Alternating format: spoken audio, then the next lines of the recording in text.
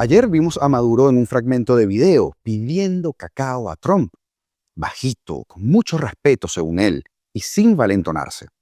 Y ha causado efecto. Trump terminó hablando de él, solo que de la manera en que él no se esperaba. Además, en ese video responsabilizaba al expresidente Joe Biden del tema del tren de Aragua. Un mensaje muy claro a la nueva administración. Dejó en evidencia que así paga el diablo a quien bien le sirve.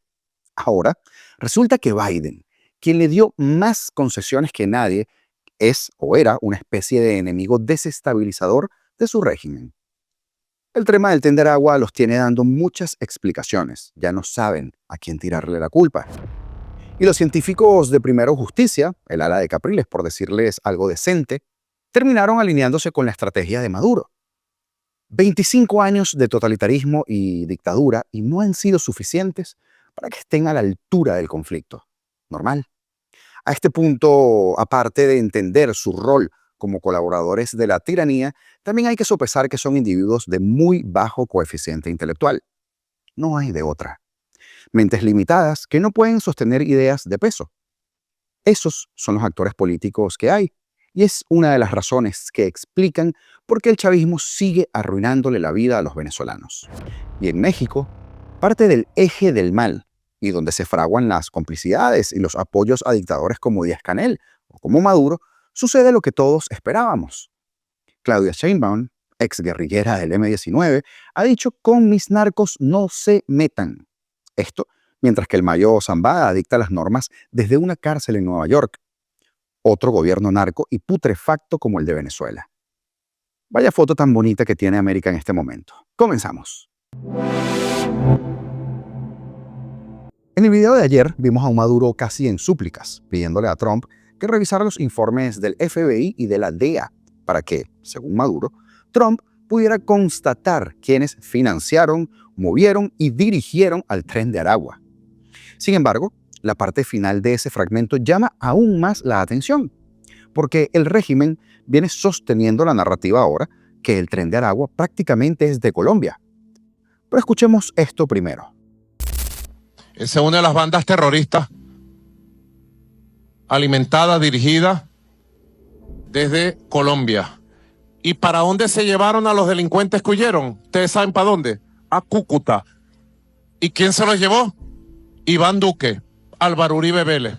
Y después, uno de esos grupos los pusieron en Cali, otros los pusieron en Medellín. Yo le digo al presidente Petro, investiguen eso. Investiguen eso. Aquí está la policía venezolana, tiene todos los datos, la policía científica.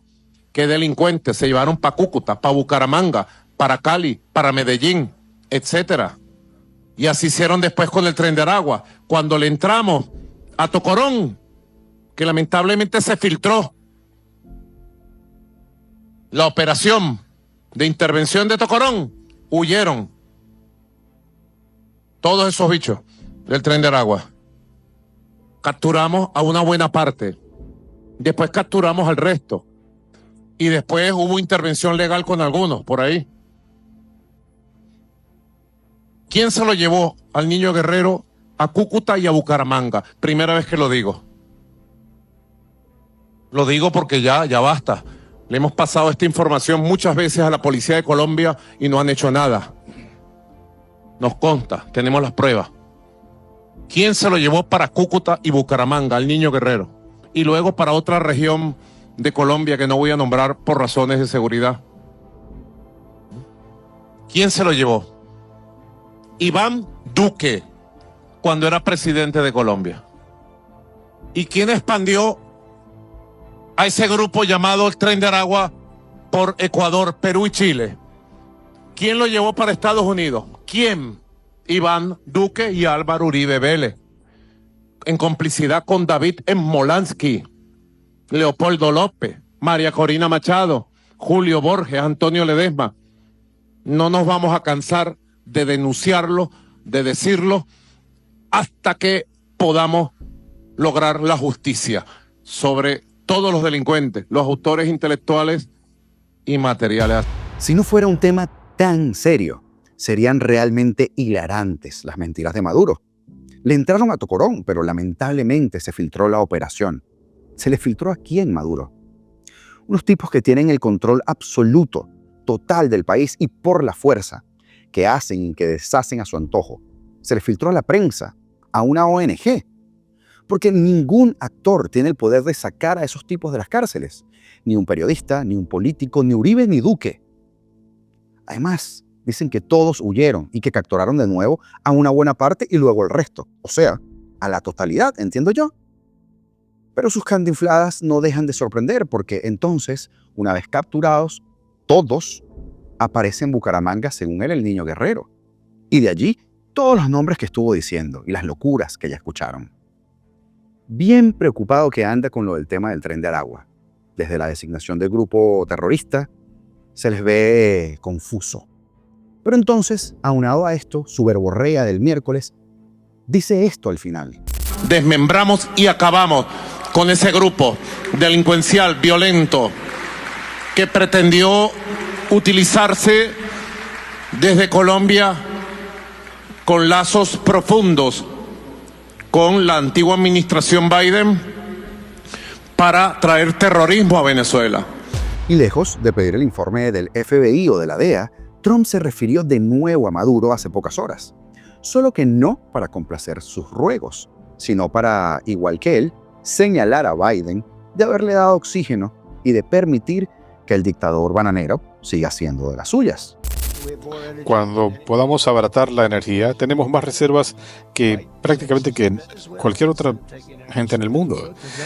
Biden estaba enfocado en Venezuela.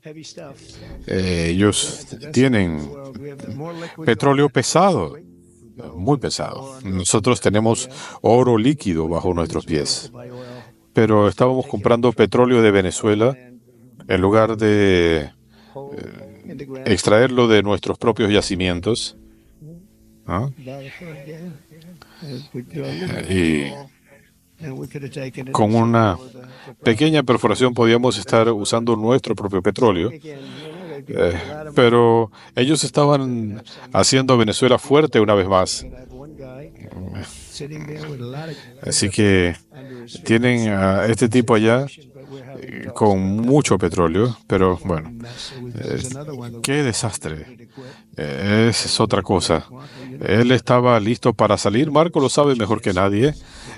Marco ha sido muy firme en esta materia y hubiéramos podido resolver esto, pero Biden los fortaleció.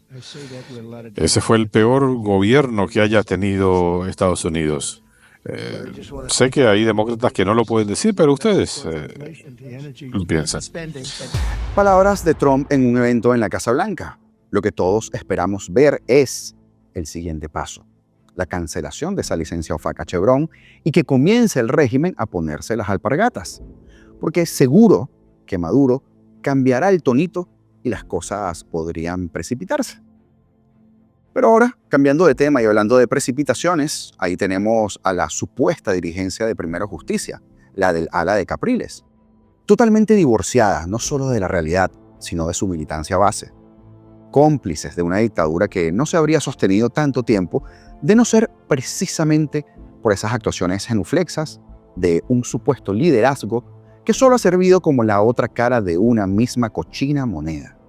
El argumento más repetido es que nada perdemos con ir a las elecciones, sino que es todo lo contrario. Pues bien, sería muy bueno preguntarles a esos cientos de testigos de mesa que, posterior al fraude más grande de la historia, fueron perseguidos y apresados por el esbirro de Cabello, con la mirada complaciente de Tarek. ¿Será que esos hermanos no perdieron nada? ¿Y cuando los roben qué? Digo porque ellos se representan a sí mismos y a unos pocos que puedan incluso engañar a esa base con argumentos vacíos y llenos de trampas verbales. Pero ¿qué harán cuando pase eso? Ir al Tribunal Supremo de Justicia. Me orino de la risa. Votar en una dictadura como la de Maduro no puede interpretarse como un acto de resistencia, así como sugirió Enrique Capriles, porque esta narrativa es falaz. La resistencia efectiva contra regímenes autoritarios históricamente ha requerido de presión interna, desobediencia civil, paros generales y presiones externas como sanciones, aislamiento diplomático y en algunos casos hasta una intervención. Ejemplos como la caída del apartheid en Sudáfrica o la primavera árabe muestran que el cambio llega cuando el sistema colapsa bajo una presión sostenida, no cuando se legitima participando en sus reglas trucadas. En Venezuela, el mandato popular del 28 de julio de 2024 ya se expresó. La mayoría rechazó a Maduro.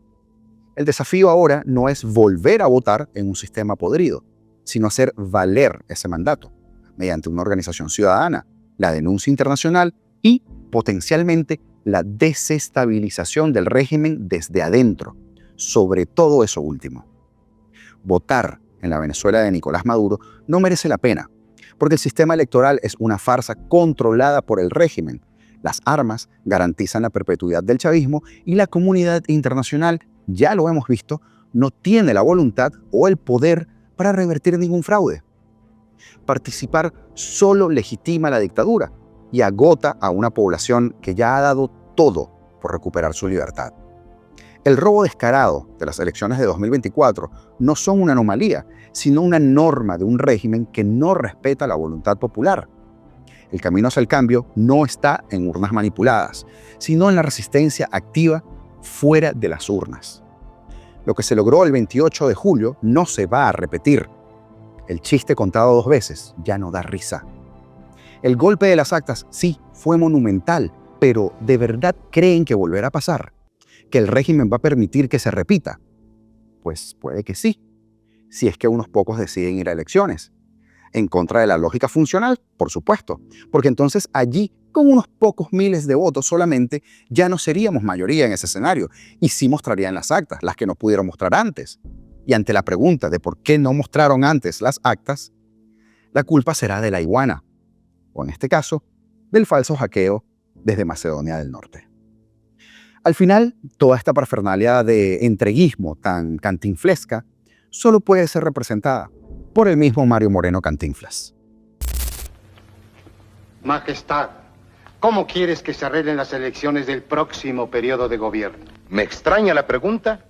Las elecciones serán como se han hecho siempre, respetando el voto del pueblo para que gane el que yo quiera.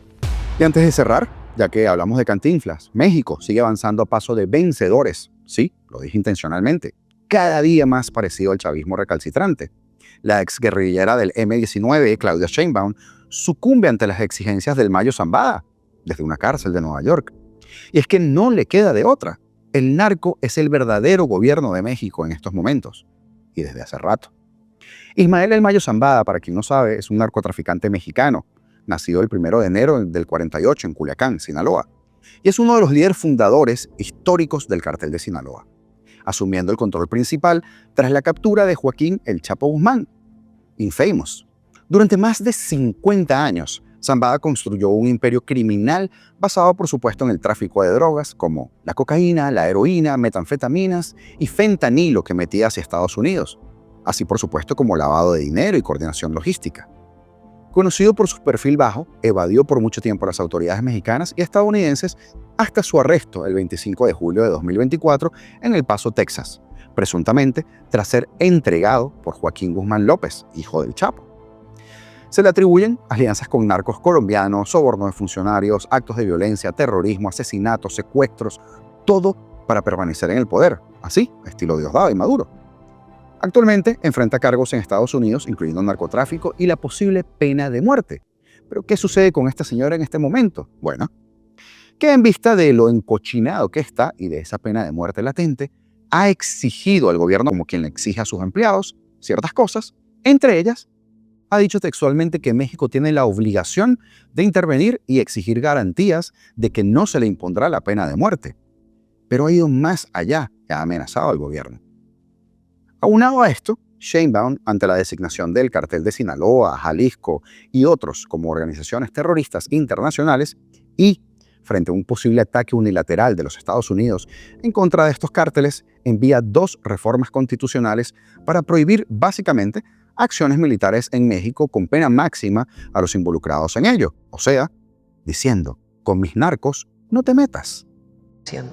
Pero nosotros tenemos que garantizar que es bajo colaboración y coordinación, nunca violando de ninguna manera la soberanía de México. Entonces les voy a leer primero el artículo 40, por favor. El artículo 40 hoy dice: es voluntad del pueblo mexicano constituirse en una república representativa, democrática, laica y federal, compuesta por estados libres y soberanos en todo lo concerniente a su régimen interior, y por la Ciudad de México, unidos en una federación establecida según los principios de esta ley fundamental. Hoy estamos enviando la siguiente iniciativa para incorporar al artículo 40 constitucional. El pueblo de México, bajo ninguna circunstancia, aceptará intervenciones, intromisiones o cualquier otro acto desde el extranjero que sea lesivo de la integridad, independencia y soberanía de la nación, tales como golpes de Estado, injerencia en elecciones o la violación del territorio mexicano, sea esta por tierra, agua, mar o espacio aéreo. Tampoco consentirá intervención en investigación y persecución alguna sin la autorización y colaboración expresa del Estado mexicano en el marco de las leyes aplicables. Esta es la iniciativa para el 40 constitucional. Y en el caso del 19, a cualquier nacional o extranjero involucrado en la fabricación, distribución, enajenación, traslado o internación al territorio nacional de manera ilícita de armas, y a cualquier extranjero que realice actividades al margen de la ley vinculadas con los párrafos segundo y tercero del artículo 40 de esta Constitución, se le impondrá la pena más severa posible, así como la medida cautelar de prisión preventiva oficiosa. Estos son las dos modificaciones que estamos enviando a la Constitución. Bien complejo el temita de México y la permisividad o la sumisión que han mostrado tanto López Obrador como su cachorra Sheinbaum. No le perdieron paso a Venezuela, un estado dominado por el narco, solo que en Venezuela los narcos como tal son los mismos que gobiernan. Así es como el capo más buscado del mundo y más sanguinario de la historia le ha ordenado a la presidenta de México que lo rescate. ¿Y saben qué? Ella lo piensa hacer. Saludos especiales para Paulitus CH and to just a follower for becoming a member. Gracias por la confianza, un chistecito interno. Y por el aporte, lo apreciamos de verdad, de corazón. Y a cada uno de ustedes, por supuesto, gracias por tomarse su tiempo para ver nuestro contenido y hacer que este proyecto siga creciendo.